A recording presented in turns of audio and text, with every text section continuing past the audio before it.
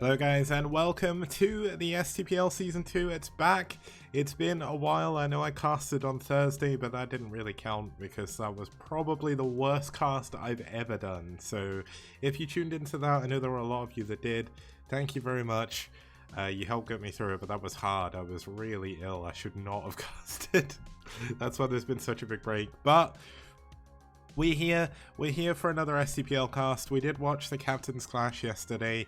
If you did miss it, the VOD is already up on YouTube, ready for you to watch after this. It was a long cast though, so be ready. There were some crazy games in that.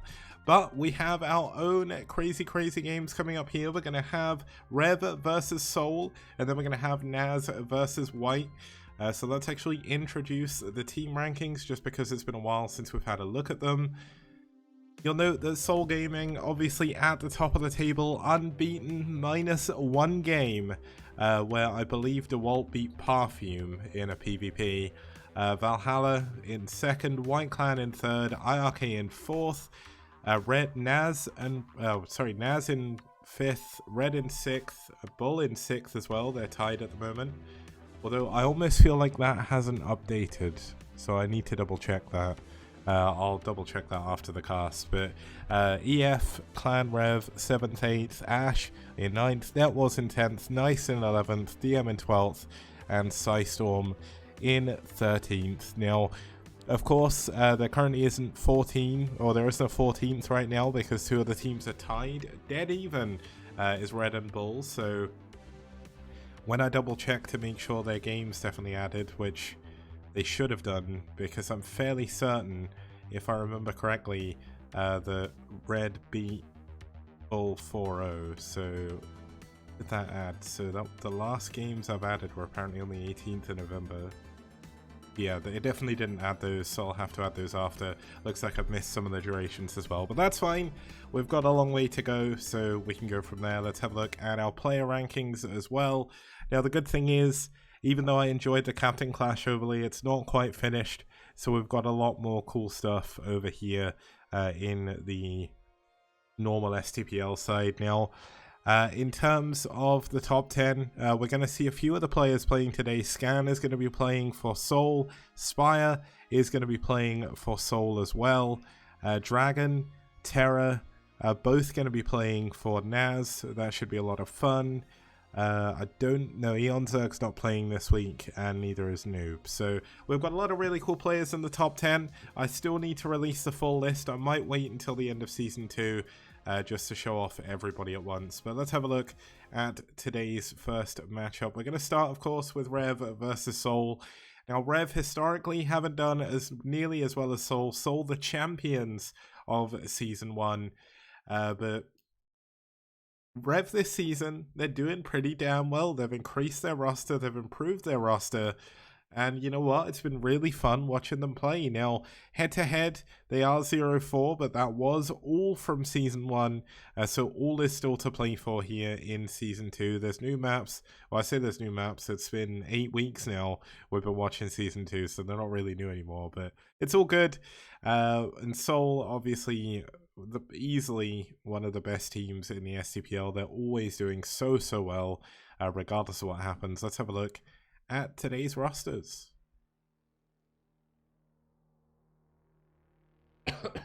Sorry. So we're going to start with a ZVP between APM King and Perfume.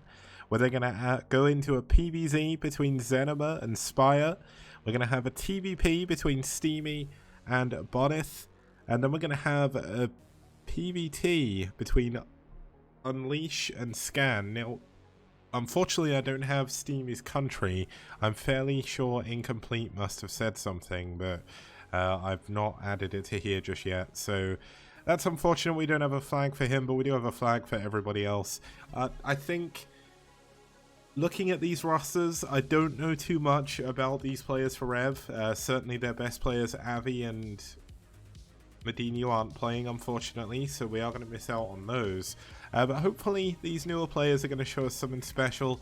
It's always good to see newer players sort of joining the teams, and ReV, of course, all throughout the STPL have done such a good job trying to make things better for new players to join their roster. And regardless of how good people are, people on ReV always come out and show a lot of heart. So hopefully this is going to be give him a rainbow flag. Hopefully this is going to be a good series. Let's have a look at our first map here. We're going to be heading into Desperado. Now Desperado for PvZ, it's not been going too well for Zerg, but we've not had the biggest sample size of games on this. There's actually been 7 PvPs, so that kind of outweighs things a little bit. But when you look at the Zergs and the Protosses that have played, I think it's been... a lot of the games actually have been fairly close, so I'm looking forward to seeing how this one's going to go. Sugo versus Ozuna, if I remember correctly, was a really well played game by Sugo. So looking forward to seeing APM King play on this. Looking forward to seeing Perfume play on this as well. Just to quickly introduce APM King, you'll see that he doesn't have a single statistic in the STPL yet, so we don't really have too much to go for him. Perfume, however, has only played 3 games as well, winning 66% of them, but getting the only loss that SouL have had so far against a wall on this map. So, although he's played on this map before, he has lost. Maybe that will come into it, maybe not. But regardless, it should be a fun match, so let's get into it. Game number 1, it's APM King versus Perfume here on Desperado.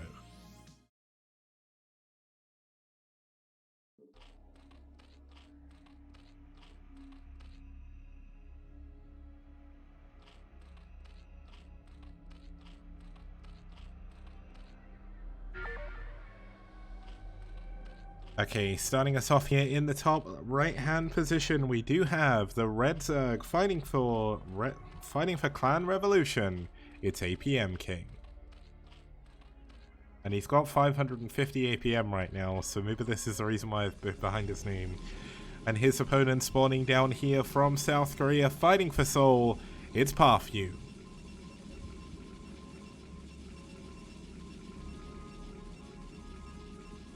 Now, of course, this is the first STPL game we've had since last Thursday, so a lot is to play for. There is still, I think there's 13 weeks overall, so there's still 5 weeks left to play. There is going to be a break over Christmas, but we will be hosting the Christmas Cup in lieu of that. And obviously that's going to come with a lot of winter themed maps. We had one last year. If you did miss it, I believe all the casts are up on YouTube now, so it's worth going to watch. Scan vs Terror was an incredibly good TBT, so if you do get a chance to go watch, do watch that. And in terms of the actual STPL Season 2, a lot of the teams are doing pretty well. It's all still to play for with 5 weeks remaining. The top 8 teams will head into the playoffs. The way I'm going to seed it, I believe, I need to confirm this, but I'm fairly certain first place and second place are going to get seeded into the semi-final. Third and fourth place will be seeded into the quarter-final, and the last 4 teams will essentially fight for the 2 quarter-final positions. Then we'll have 2 games, 2 quarter-finals, the 2 semi-finals, and then the finals in the playoffs. And all of that will be accompanied with a bracket contest from our wonderful sponsors at Liquipedia.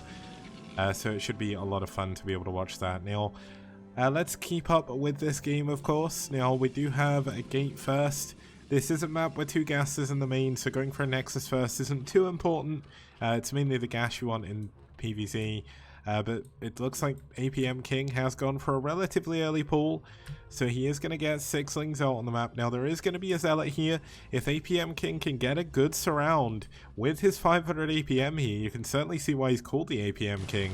Then maybe he'll be able to get into the main and do some damage. Let's see. Yeah, Perfume sees those 6lings, pulls back, knows he just has to hold on to his ramp, and he should be in a pretty good spot. Now, APM King does not have any gas yet and is going up to 3 hatcheries before gas, which is quite risky, but he did go for these early lings, and he will have double gas fairly soon after when he chooses to do it. Obviously, you don't want to build the 2 gases too quickly, because you do need mineral mining probes. Super important. Drones even. Yeah, this is the first like proper cast I've done. Yesterday I was casting the Captain's Clash, but that was kind of a more relaxed atmosphere, and I had Aggie with me, so the mineral mining probes are the best. They are, but the only good probe is a dead probe. Am I right, Lucky Noob? I know that's probably your thoughts. I don't mind Protoss too much, but I know there's a lot of people who hate them, especially like Sham2. Sham2 Artosis. I don't know what it is about casting Terrans, but everybody hates Protoss but me.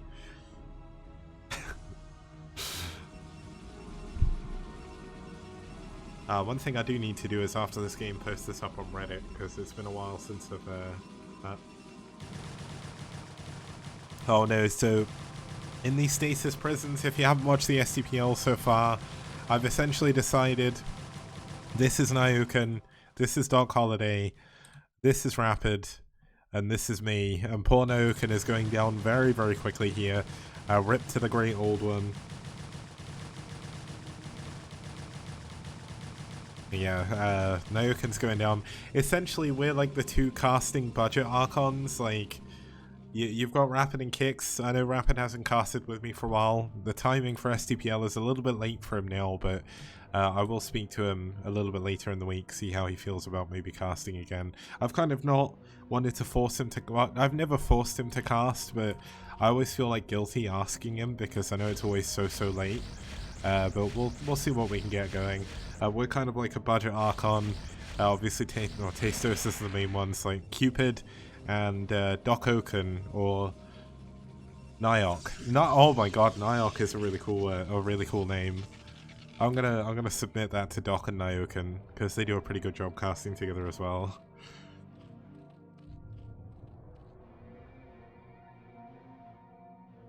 Now this is the last game that ReV will have with Incomplete at the helm. This was played 2 Sundays ago. Obviously I was a little bit ill the last couple of weeks, so I didn't cast for a bit, but we've got week 9 that's going to start being played this Sunday. So hopefully this was week 7, so I'm hoping that I can get week 7 finished tomorrow. I'm going to cast a few extra days this week. And then we can go on to week 8 before next week, because trying to catch up is super important. Now, what do we have here for tech? We've only got the Stargate so far. Templar Archives is done as well. No Storm just yet, which is interesting. But a lot of Lings have been produced. I mean, APM King is on 3 hatcheries right now. Does have a lot of potential Hydra production. And only 1 gas still, so there's still no lair. This is definitely... looks to be like a weird kind of late Hydra all-in, possibly. But there is going to be a DT here. There's no Overlord down here whatsoever. And I mean, the Corsairs back at home, they're going to be doing a ton of damage to all of these Overlords. Now, the trouble is this DT. And look at this. He sees the DT and he immediately pulls back every single one of his Hydralists. He knows he can't do any damage without any detection. Easily amused, huh? Thanks, Hirmu, for the 27-month resub, man. Means a lot. I know you've lost your like gold badge, but you have an even better one. You've got like the first symbol now, so thanks so much for the support, man. It really does mean a lot. I can't believe it's been 27 months that you've been subbed to me. Doesn't make any sense, but there we go. One of my founders, everyone. A very, very nice gentleman, and a member of ReV as well. I'm hoping we'll get to see Hirmu play soon. He played a lot in Season 1, and his games are always super interesting. But in Season 2, he hasn't really played too much, so hopefully we'll fix that soon. Now, an additional 3 gateways coming in here for Perfume, taking him up to a total of 4. Everything is looking fairly standard in this game so far. I mean, the Corsairs have done a relatively decent amount of damage. They've got 2 Overlord kills, not too many, but obviously it did stop him getting Hydra busted because that DT did go completely uncontested. Oh, so you have played. Okay, so I'm casting that next week. I'm looking forward to it. Should be fun. Are you playing on week 9 or did you play on week 8?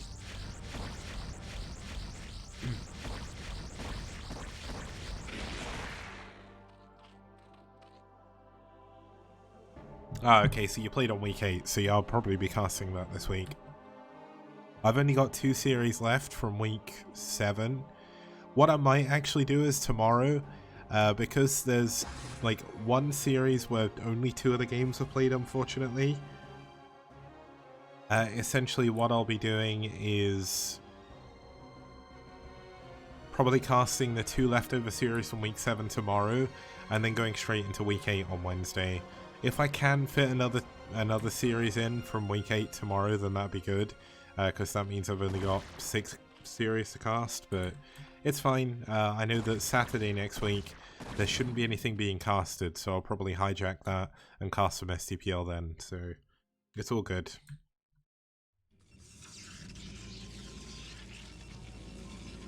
The robo coming in, very, very useful to go robo on this map. Not only do you get a shuttle, which allows you to take this island base, you can also go for a lot of shuttle drops, where the 2 mineral lines are kind of set out like, not fastest, but, well, I guess it is like fastest in a way, where you have a lot of stacked up drones very, very close to each other. Storm drops, ReV drops can both be very, very powerful, and of course a good old-fashioned DT drop can be pretty good as well. Now, are we going to see APM King try to expand to another main? Looks like he is going to take his 3rd base at this mineral only. So right now, he's working off the back of 2 mineral only bases, which while isn't the best for Zerg, as you do want as much gas as humanly possible, he knows his opponent's still only on 2 gas, so it's not too bad.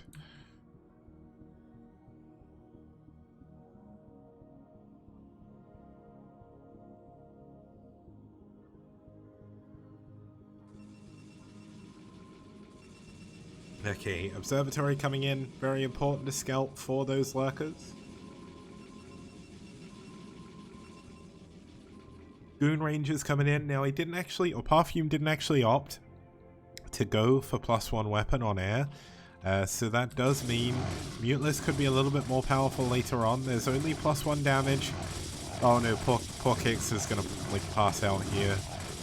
Oh no, I don't want to watch. Okay, I've gone to join the color, guys. There we go. The cast is done. It's gonna be like in Avengers where people fade away. I'm just gonna fade away from my seat and go back to the color. Whatever, it's all good. Luckily enough, I'm still here. Yeah, my mind was transferred into my clone body, and it continued casting from another location.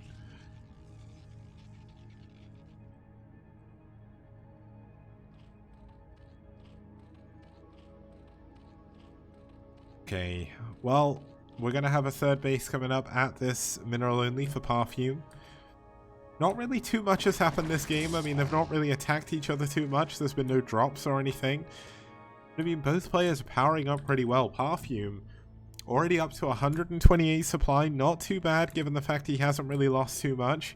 APM King up to 43 drones already, and already at 91 supply, doing pretty well for himself, already up to those 3rd bases, of course. Now, this Sunken, unfortunately, is going to block him from being able to get up here, but here we go. We do have an engagement here in the front of the base. Looks like there's going to be a lot of Hydras against a lot of Goons and Zealots. The Zealots have been cleaned up. The Storm, though, is very plentiful here, so he does need to be careful. Does pull back, doesn't want to lose too many units. But APM King certainly not in a terrible position. Now,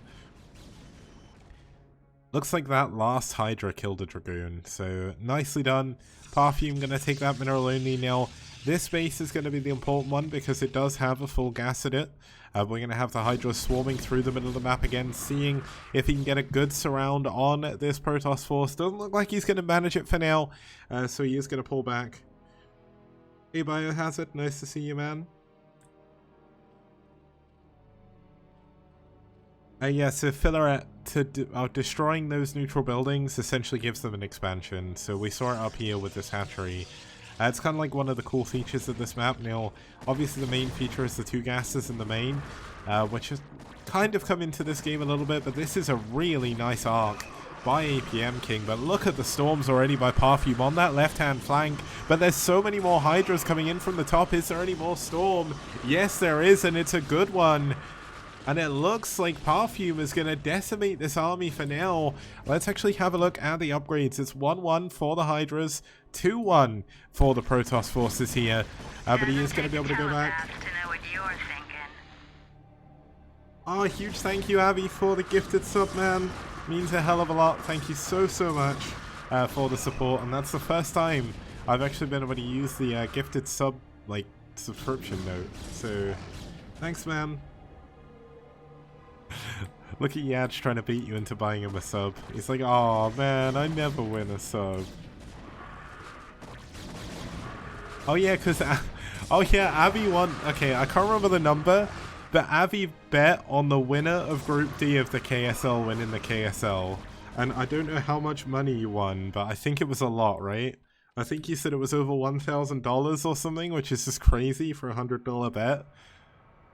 Abby with the, like, sick mind games. Well, not mind games, but sick bet games. So here we go. Looks like we're going to have another engagement in the middle. APM King coming up behind, but the Hydras, the Storms, really, really nice. The dodges, not too bad, but the trouble is APM King just doesn't have enough perfume. Wins the game. GG. APM King taps out. And that's going to head us in to game number 2 with SouL at a 1-0 lead.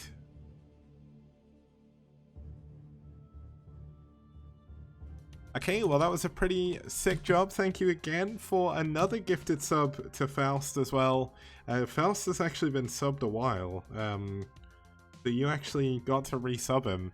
He's now over 12 months, which is kind of crazy as well. So thank you so much, Abby. I'll be back in just a minute with game number 2.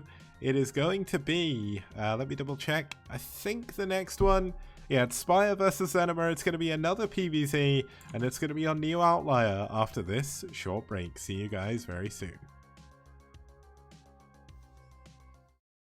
Okay, we have a ton of Matrino codes still to use, so I'm making this quick video to show you how easy it is to actually use them. So you click the Matrino link, it brings up the Matrino page. In the top right, you hit sign in. You sign in with whatever you want to. In this case, I'm going to sign in with Twitch. That'll take you back to the page, and then if you hit contribute, you put in the coupon code LSTPL. You can put a comment if you want to, and you can hit contribute right there, and it'll add it to the prize pool. Easy as pie.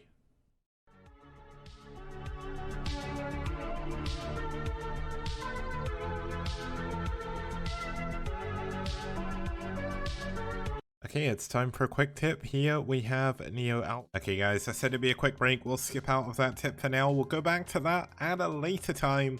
We're going to be heading into game number 2, which is going to be a lot of fun. I'm hoping it's going to be another ZVP. Let's quickly introduce our players. Then we'll introduce our map. So to start us off here, we're going to have another new player for ReV. He's not actually played a game so far. It is the Russian Protoss player, Zenima. Should be cool to see him play for the first time.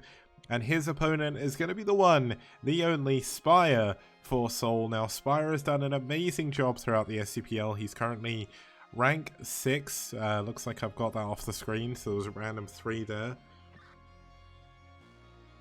Yaj, I don't know who Zenima is, but he is a newer player for ReV, so hopefully he's going to do good. Now, Spire has got a 75% win ratio overall, 4 for 3 over Protoss, so struggled a little bit more against Protoss compared to some of his other matchups.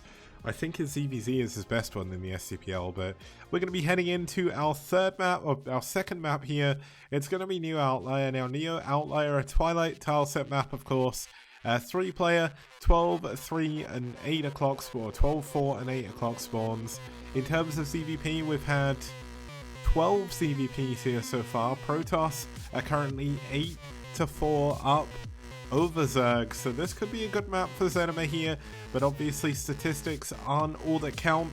We've obviously got to see the game as well, and that's what we're going to do now as we head into game number 2 at Zenima versus Spire on Neo Outlier.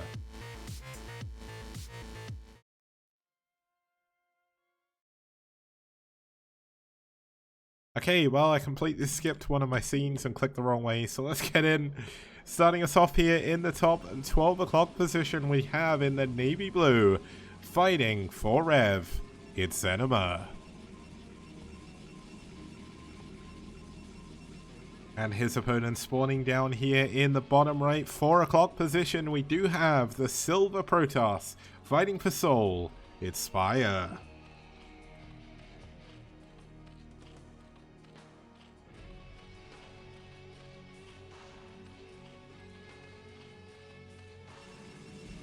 Okay, so we'll have to see how this game goes early on. So far the games on Neo Outlier have been a little bit longer, but it looks like Zenima.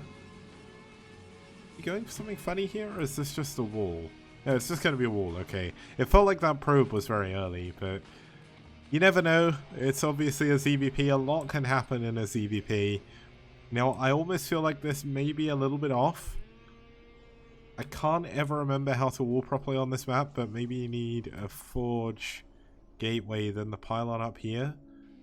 Hopefully, that's not going to come into it, but you never know. Looks like Spire is going to be going for an overpull here. So overpull, not the most aggressive option, but it does give you the option of going for a lot of lings early on. Now, of course, there is no gateway or forge just yet. This is going to be the moment Zenima chooses. It's likely going to be a forge here, but Zenima, I think, maybe hasn't walled on this map before, which could be a little bit problematic against a Zerg player of the caliber of Spire.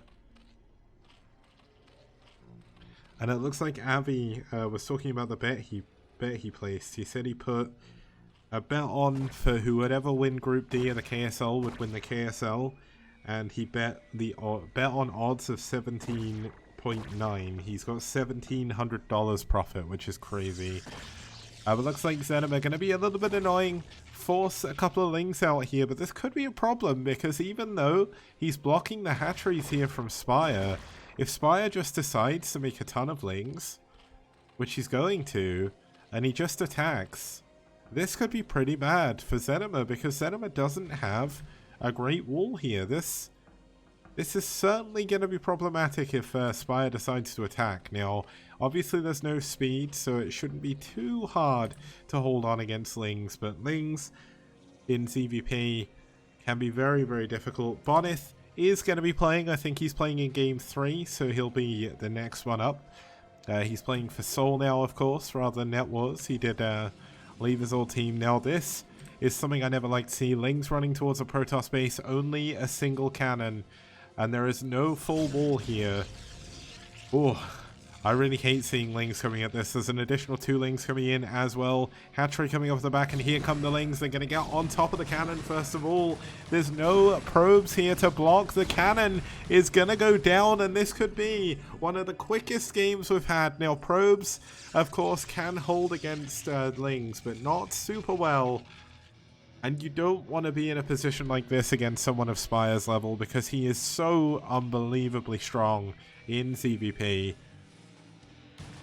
But it looks like more lings are going to come in. The cannon looks like it may not go down. Zenima having a few problems controlling his probes to try and get the lings. And if this cannon goes down before it finishes, this is probably going to be game. There we go, GG. Zenima taps out. Spire takes game number 2 and takes SouL to a 2-0 lead. Now, of course, that was a very, very quick game, so we will not go to a break. Because I would feel guilty going to another break, even if it was a quick one. Because I barely even got to cast a game there. But Spire with a good win. Always good to see Spire doing well. Now, is this week 8 or is this week 7? I can never remember what week we're on anymore. But I'll have to figure that out at the end before I do everything.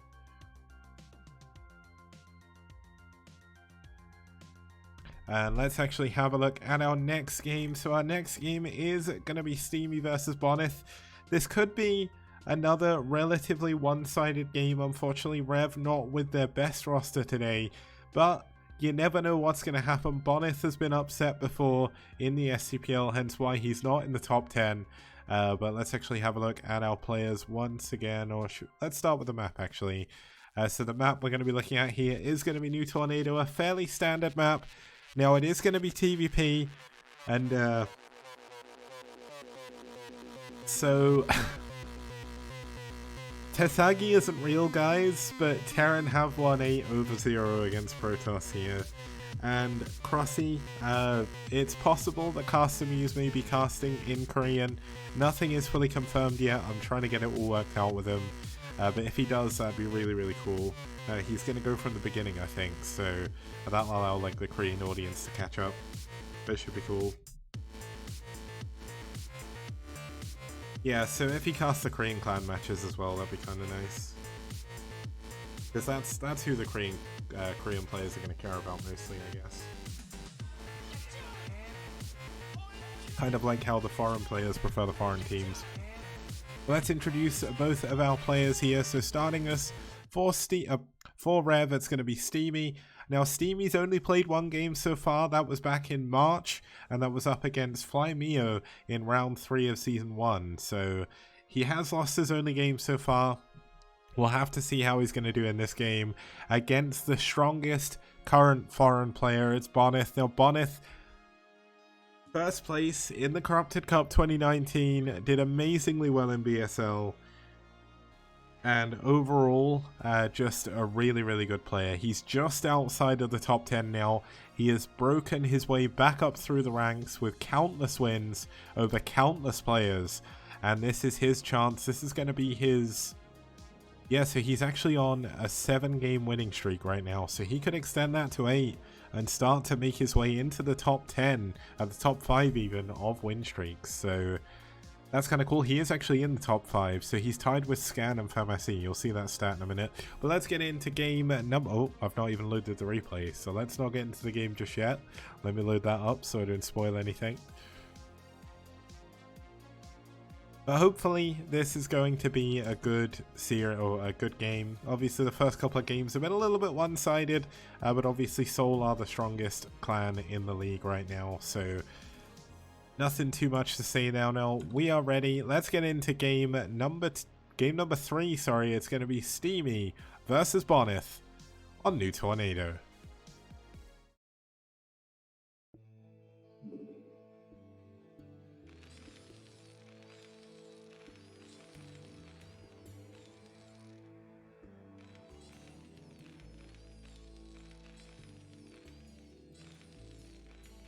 Okay, starting us off here in the 10 o'clock position, we do have the Navy Blue Terran fighting for ReV. It's Steamy.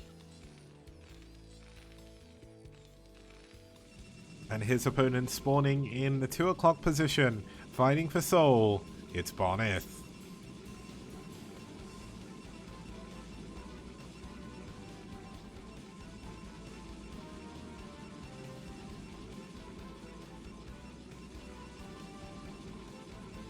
Okay, so as you can see from the stats down there in the bottom right, Bonneth is pretty good.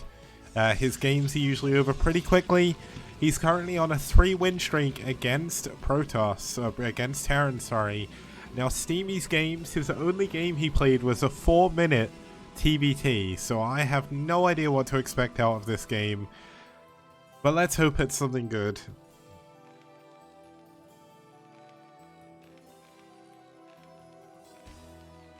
Now, Steamy, obviously Bonneth is going to be one of the hardest opponents you could possibly get if you're playing against foreign players, so there could be a lot of pressure for him here. Now, I know in ReV's case, regardless of if they win or lose, they're quite happy with going out and playing, which is super, super good. One of the things a lot of people don't realize about team leagues, and one of my favorite things about team leagues, is oftentimes it gives people a chance to kind of appear in casted matches that may not get casted. Like, say for example, if I was to play in a team league, like obviously I host one, but if I was like in a roster and like my team had either a smaller roster or a big roster that likes to rotate everyone, like I have a chance of having my game casted, where if I go in BSL, like the chance of me getting into Pro League to get casted is obscenely low.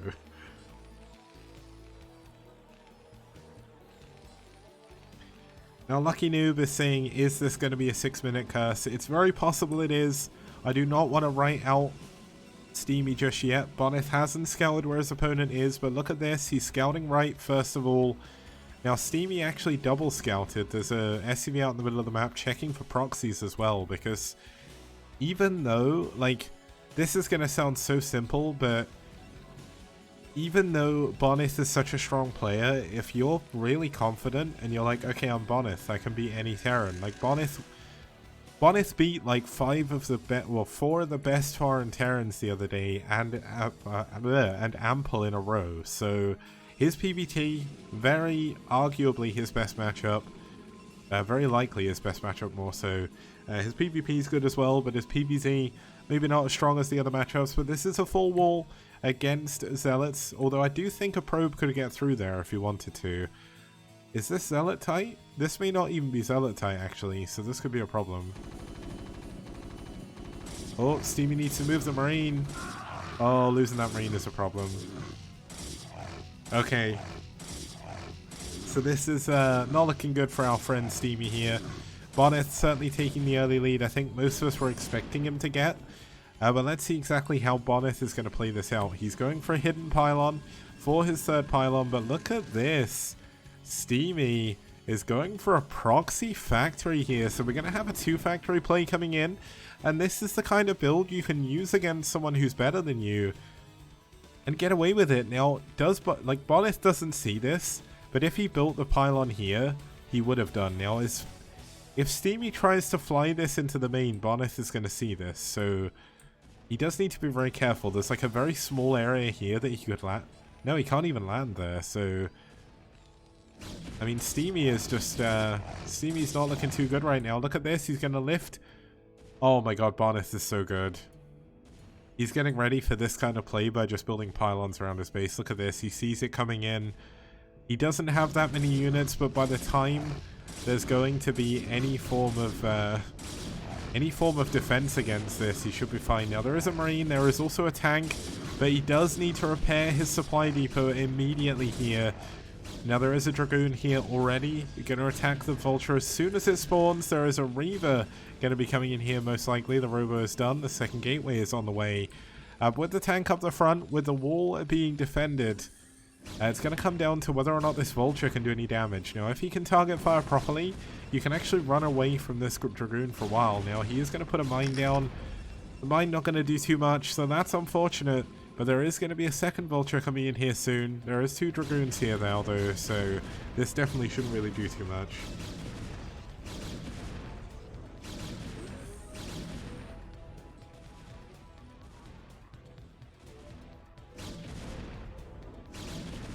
Now, the one problem with this is when you go for a risky build like this, and when you have someone as good as Bonnet, they're likely going to know about it. Now, if he'd have just proxied the factory here and just not floated it, he would actually be in a pretty good spot right now. He'd have 2 or 3 vultures coming out the factory right now. He'd be getting speed back at home, and he'd be able to go for a big timing push off of his 2 factory, but flying it into the main, it just didn't really achieve too much. Now, Steamy is checking around for proxies, wants to make sure he's not being countered. He can't get into the main base to see if there's a natural or anything like that, so that's a little bit unfortunate. We do have a robo support bay coming in, observatory coming in as well, and Bonnet is going to go into his patented reavers, most likely going to follow this up with carriers as well, and Steamy is going to be in a very difficult position, but it looks like, at least for the time being, Steamy is going to survive the 6-minute curse, although the reaver could come in fairly shortly and ruin that dream.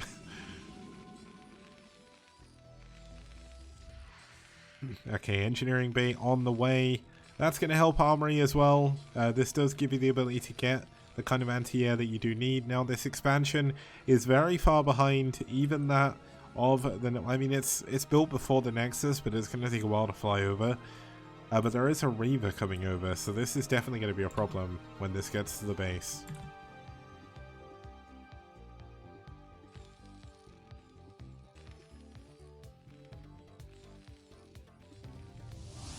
Okay, now it is a replay, but you don't have to spoil the games, man. Like, what's up with that?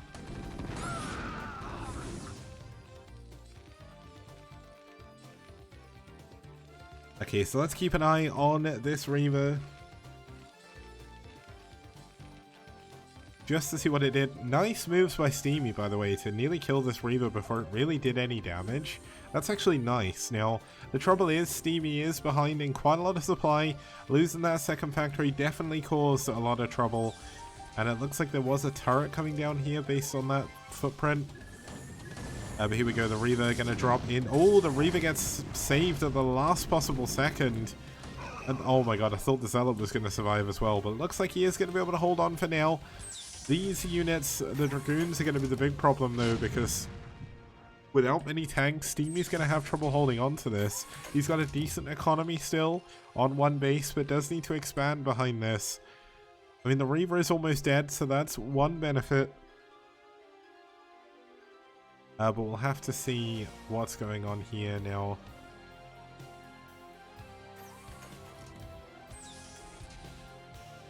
There we go. I'm going to time out that guy for 10 minutes. I know you... I don't know if you were, like, deliberately trying to...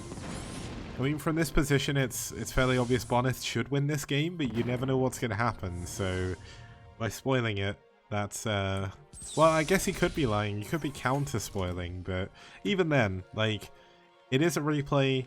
Don't talk about the results of the games until they've been casted, because, I mean, the players don't do it, so why should you?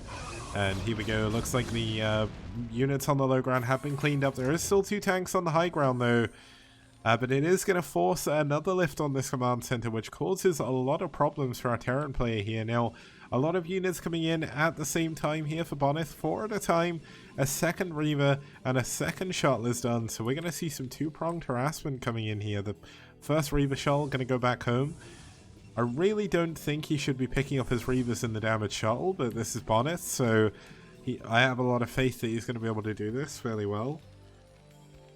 And yeah, the supply count is pretty brutal, as Lucky Noob said, but we've got double shuttle coming into the main. The Zealot shuttle is going to be the one taking the damage at the front. Now the Reaver's going to drop off tanks, trying to go back to defend, but very, very difficult situation to be in. The Reaver's going to attack the tanks, going to attack the SCVs, and going to attack everything pretty much. It's going to be so hard to hold on here. He is going to be able to clean up the Zealots, which is good, but not without splashing down one of his tanks. Really, really nice moves by Bonneth. And the important thing is, he just has absolutely no way of dealing with these Reavers right now. If he can siege up, watch what Bonneth does. He's just going to pick it up and go, hey, I'm going to drop on top of your tanks now, and look where they are. They're right on top of each other. Kaboom!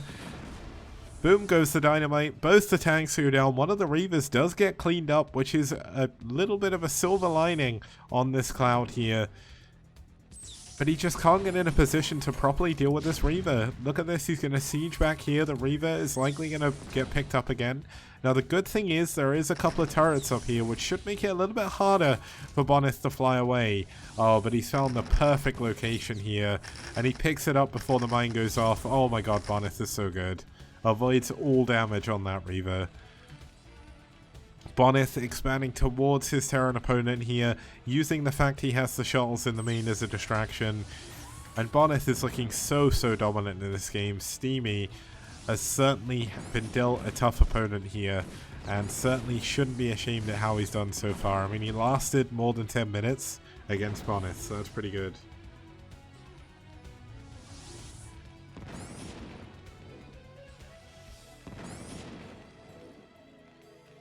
Yeah, the Zerg thing's a Chrysalis. That's what Kerrigan spawns from. GG, Steamy taps out, and Bonneth wins game number 3.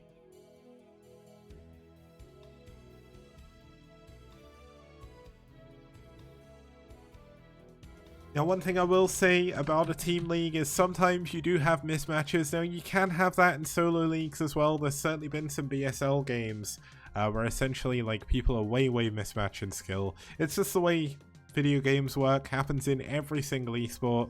Unfortunately, Steamy was up against the best foreign Brood War player, so very difficult for him. Now we're going to be heading into a PvT now between Unleash and Scan. I'm not sure how that's going to go, but PvT, Scan has lost those before, so we'll have to see if Unleash can win one of them as we get back after this short break. See you guys very soon.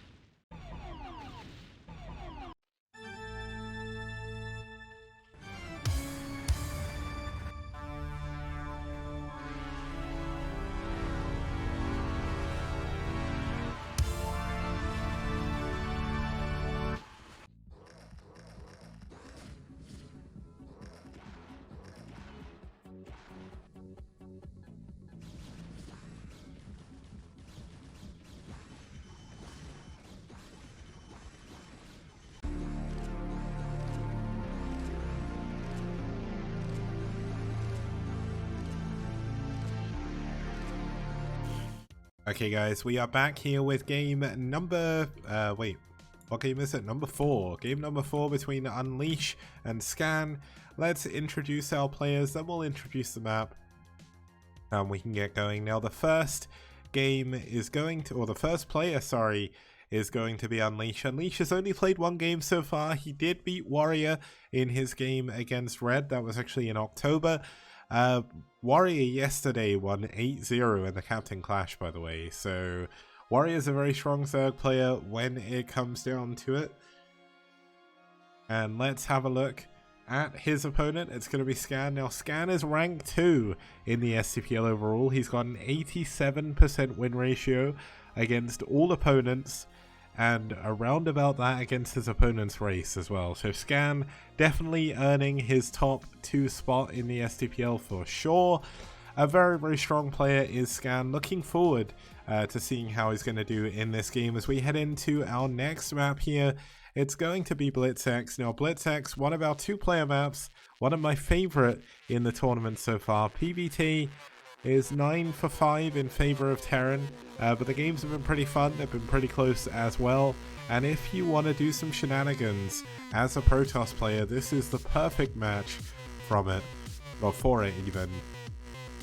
So looking forward to essentially watch the game. So let's get into it. Game number 4. It's Unleash versus Scan.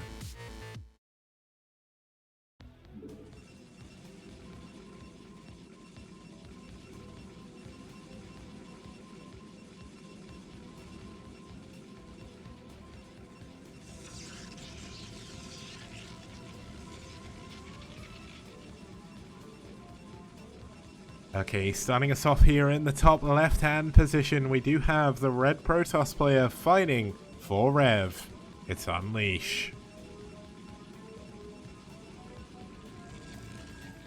And his opponent spawning up here in the top right-hand position, we do have the blue Terran fighting for SouL. It's Scan.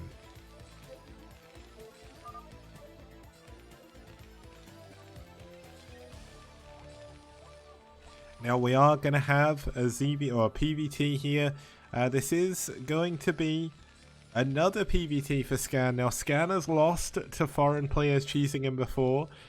Terran versus Protoss was for the longest time his weakest matchup, but he is currently in a 6-win streak against Protoss players.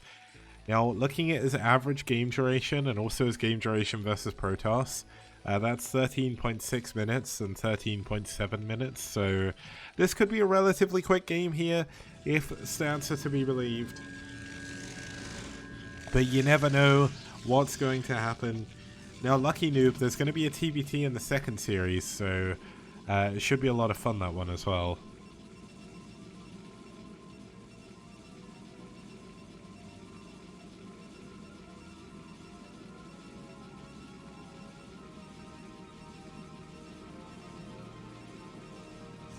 Okay, so we've got 1 gate core coming in for Unleash. Scan, however, is going into, looks like a factory expand. He could go for 2 factory, I've seen him do it before, but he has pulled off gas, so it is just going to be 1 factory expand for now.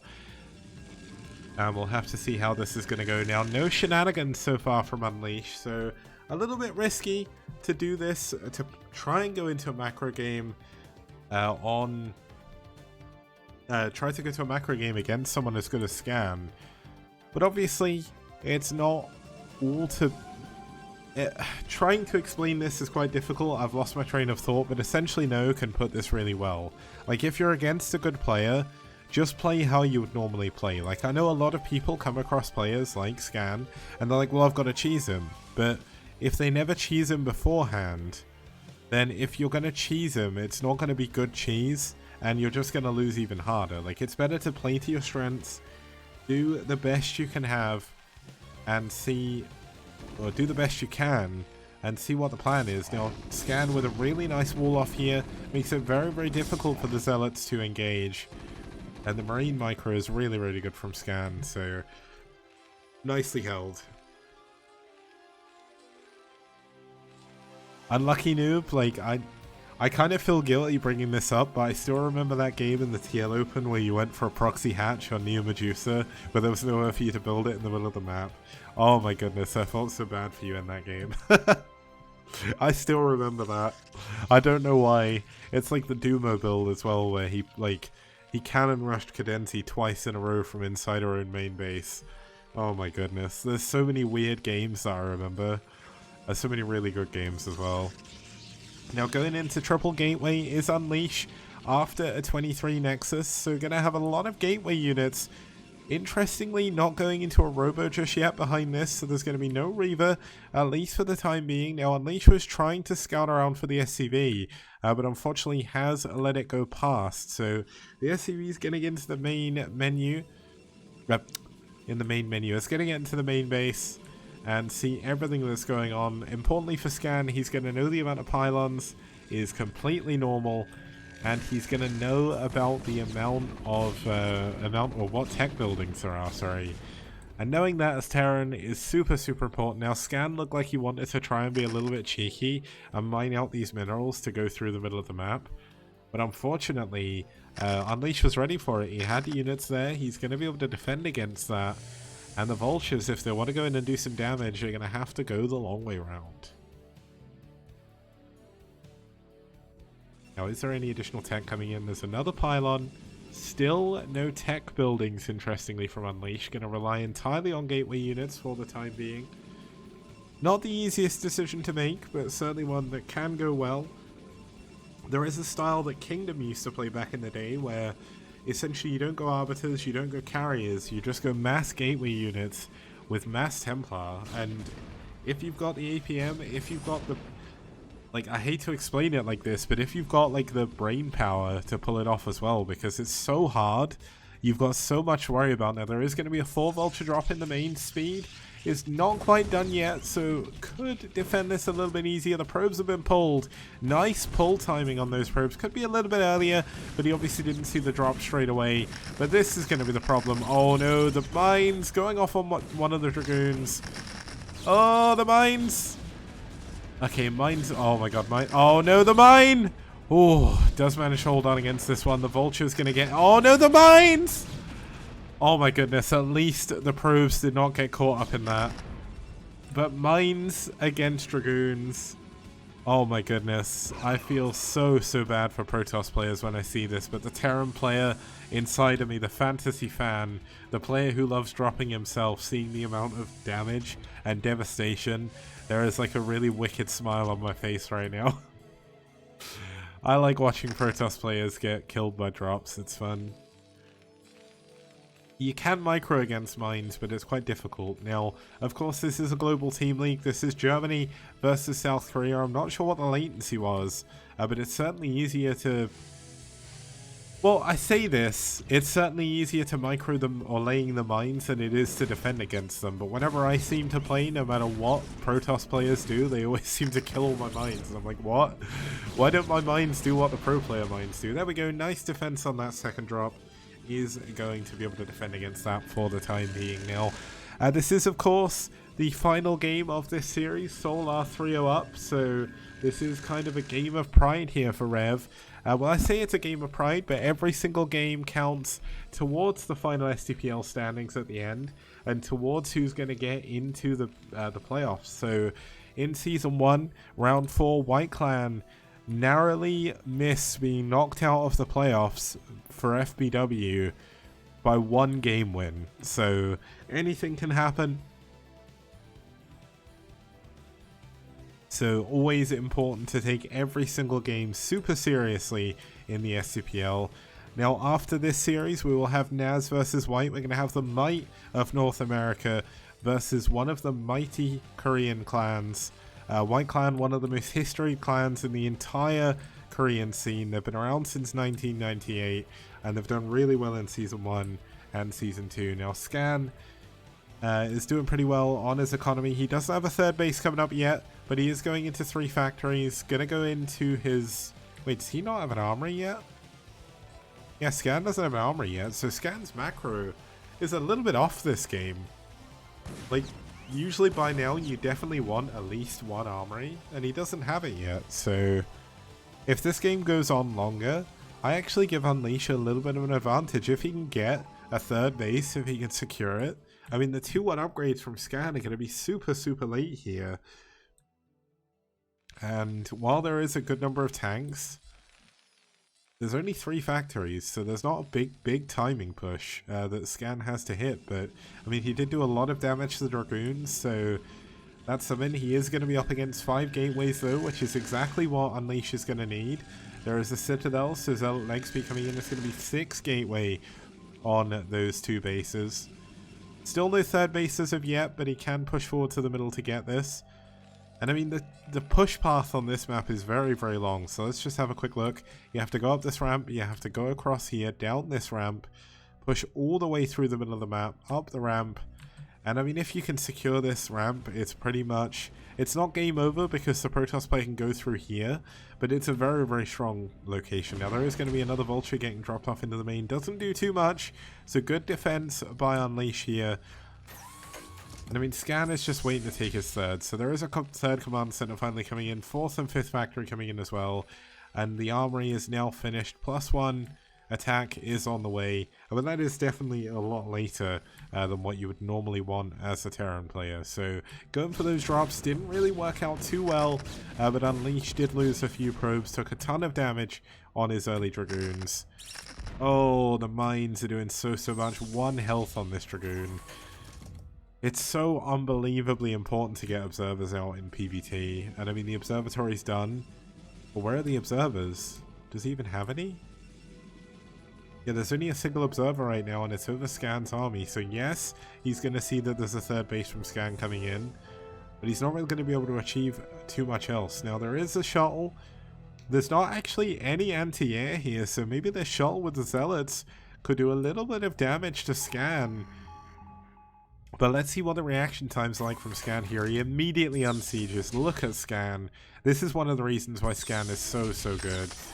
Now Zealot's going to run in, see if they can get a nice mine drag. They cannot, unfortunately, but the Zealots at the back doing a pretty good job, but only losing a single tank there is Scan. I have no idea how Scan is so good at this game, but he knows exactly when to unsiege, exactly when to push, and Scan, when he gets out of the army, I think is going to be a very, very strong contender going into the next ASLs and KSLs. I think he's due to get out of the army early next year, so I'm looking forward to seeing his proper return. Should be a lot of fun. It's been really fun, like, even throughout his army service, he's been playing in STPL, and every time I get to see him, he seems to play better and better every time. Like, it really does amaze me. Now, Unleash is doing a pretty good job, but the trouble is Unleash looks... Oh, he's going to find another mine. Unleash looks like he wants to go for a big timing here, but unfortunately there's just so many units from Scan. I don't think it's going to work, and the Zealots, they just keep running into mines. He's not clearing the mines properly with the Dragoons, and that's certainly been a major issue for him so far. Some of the Dragoons getting caught off with a misrally through the middle of the map. And oh my god, tanks on the high ground doing a ton of damage to these Dragoons. Let's zoom out to get the full extent of this engagement, but this is likely going to be the final engagement of the game. Scan is way too strong in this series so far. He's up 40 supply over his Protoss opponent. +1 attack is about to be done. Let's check the armory. Yeah, it's almost finished. And we've got 7 factories here now. 8th factory is on the way, and science facility is done in perfect timing for +1 attack to finish. Look at Scan's upgrade to... Okay. Well, he's ruined it now. He's not building the upgrade immediately, but that's fine. There we go. He started it pretty much immediately. A little bit later. Yeah, this is certainly not a position that Unleash is looking forward to. Unleash still is only on 2 bases. The third base never actually came up for him. And I mean, just the amount of stuff that Scan has is just far too much for Unleash to be able to fight with. Now, is there any Stargate? Is there any Stargate tech whatsoever? It doesn't look like it just yet. So it is going to be nothing but mass gateway units. No Templar are on the way yet. No Storm either. And just with no Storm, with no Templar, with no DTs, with no Stargate tech, there's not really too much Unleash is going to be able to do here. He's going to... Look at Scan. He's... Like, I know this isn't his name, but he scans immediately where the army is. And oh, the shuttle goes down with Zealots in. The Observer's going to go down as well. And this looks like it's going to be a 4-0 victory for SouL over ReV. Not really too surprising as such, but Unleash is going to try and push forward here. And unfortunately, this is going to be a very ill-fated attack. He has no upgrades against the +1 attack of Scan. And Scan has so many units he can actually move through this, and I think that's what he's going to do. No, he is going to scan up, he's going to siege up, he's going to respect his opponent here, and it's good to do that. But the trouble is, there's no Zealots left, it's Dragoons against tanks. The tanks spread very, very well, and the Dragoons are melting so much blue goo absolutely everywhere. And more units from Unleash are just kind of sat in the middle of the map. So, very, very unfortunate game from Unleash, but he did well against Scan. Scan is certainly a very, very strong opponent. And we do finally have Storm coming in, but he needed that for that engagement. Imagine when you had all those tanks sieged in that small choke, if it managed to storm all of them, that could have been an entirely different engagement. But yeah, Scan is just far too good in this game. And Unleash still doesn't have a third base. He's trying to expand to the middle only. I mean, Scan is doubling his opponent in supply. And this is definitely a rough game for Unleash. He's done his best, but unfortunately, it's just not been good enough here. And Scan is going to push up this ramp. There's no Storm energy on these. Oh, there is Storm energy, but is there Storm? I can't tell. We'll have to see if he does have Storm. If he does, maybe he holds on here, but yeah, he does have Storm. The Storm's going down on the Vultures. Not the best Storm target. You do want to try and get some Storms down on those back tanks, but unfortunately, not enough energy is remaining. GG, Unleash taps out and Scan takes game number 4.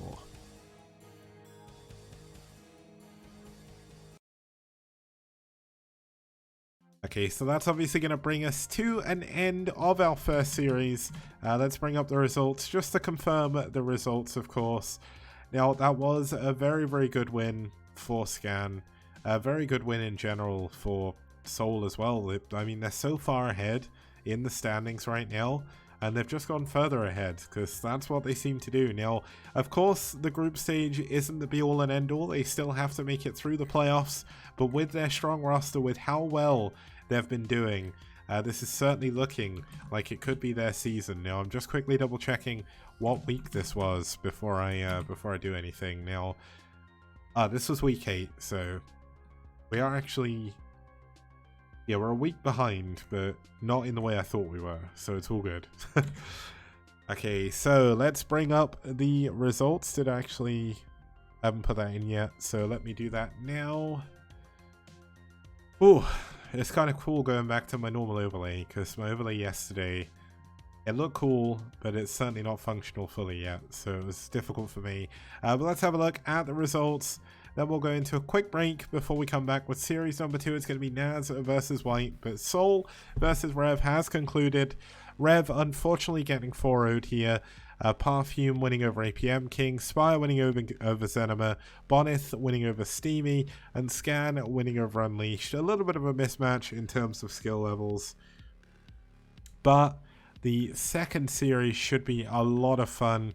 Just to kind of give away who's going to be playing, we are going to have, and I say that and I've not got the thread open. So coming up next, we are going to have Sugo versus Jeju in a PvP. We're then going to have a PvZ between Dragon and Fairy. Dragon with one of the best win ratios in PvZ in the tournament. We're going to have Jaeyun versus Bai in a ZBT on New Tornado. And then we're going to have a TBT between Terra and Yesman on BlitzX in map number 4. And if we have an ace match, obviously we don't know who's going to be playing there, but this is definitely a series that could go to game 5. Such good players for both sides. And I'll be back to bring you that series when I get back after this short break. See you guys.